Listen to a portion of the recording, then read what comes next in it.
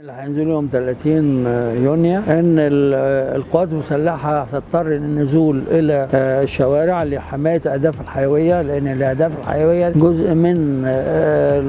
بتخدم المجهود الحربي، ولا بد ان تقوم القوات المسلحه بحمايتها. ومع استمرار الحشد في الشارع واستمراره والضغط على القوات المسلحه، هتضطر القوات المسلحه ان تستمر في المحافظه على الاهداف الحيويه ومنع انهيارها. وبالتالي اذا وصلتوا الى حد تبقوا كارت ضغط على القوات المسلحه لتكون كارتا ضاغطا على النظام لاعاده النظر فيما هو فيه، فدي النقطه الوحيده اللي ممكن فيها يحصل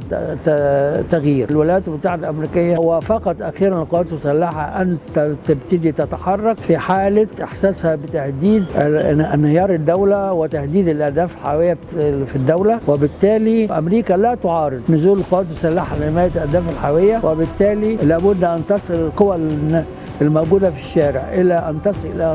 النقطة الحرجة اللي هتضغط بيها على القوات المسلحة حتى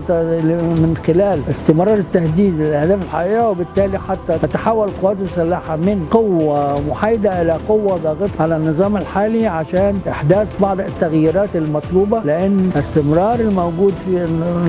الحشد في الشارع يهدد أهدافها الحيوية، وبالتالي يهدد أهداف المجهود الحربي، وبالتالي يهدد امن القوات المسلحه. فلا بد ان تصلوا الى هذه النقطه، ان تضغطوا على الموقف بشرط ان تتحول القوات المسلحه الى كارت ضغط على النظام الحالي للتغيير، ومن غير كده اعتقد النتيجه هتبقى غير مضمونه في اي تغييرات مستقبليه بالنسبه للنظام الحالي.